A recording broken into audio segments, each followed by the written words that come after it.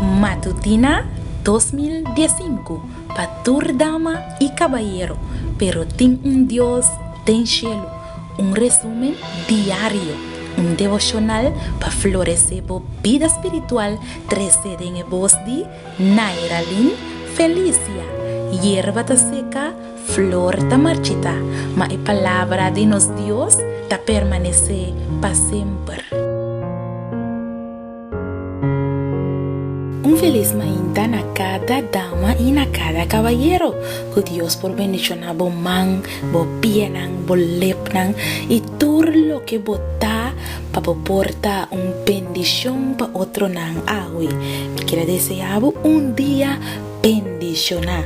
Awi nos está na 29 de januari 2015 e para awi el título de nos devocional ta cada creyente da profeta. Me quero invitar para nos começar com palavra de oração. Oh, nosso bom Deus, nós te agradecemos para o bom Deus que botar.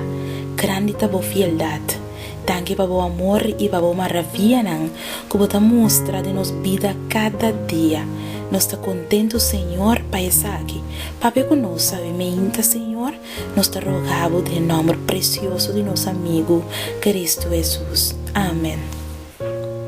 Nos versículos de meditação, te guardo añade el buque de Isaías, capítulo 30, versículo 8. Vai ahora, escreve essa aqui, tenham presença, riba tabla, e registre tem rol. Para aqui por servir em tempo que te vem como testigo para sempre. Promete que a existência de revelação que o guardo escrevi é verdade não religioso, estava a guardo passador de ensinança de boca para boca. A história de Jesus também estava via de boca, narrar dor de testemunho de discípulos. Pero é milagre grande tem a história de Israel e é milagre grande tem a história da igreja. Tá com profecia a bem agora tem sua forma via de boca e escrever. Pero de com Deus escolhe profecia para sobra o método aqui tem melhor meio para tur gente de tur era. Através de profeta Deus humilha su mesma gente usando idioma e respeitando a personalidade de instrumento que ela escolhe e pone estempel de sua autoridade tem a mensagem. A frase que te avisa, assim a Senhora te avisa, te aparece 550 vezes no Testamento Velho. E a frase que te avisa, te para escrever no Testamento Novo. Ou outra expressão similar, tem atributo de origem divino de escritura. Profecia estava tendo como meta para preparar gente para prometer e para a segunda vinda de Messias e para recordar Deus Yunan que tem representante entre o povo, gente que tem seu nome a guiar, dirigir, repreender, guia em tempo de crise e a sua vontade conhecer.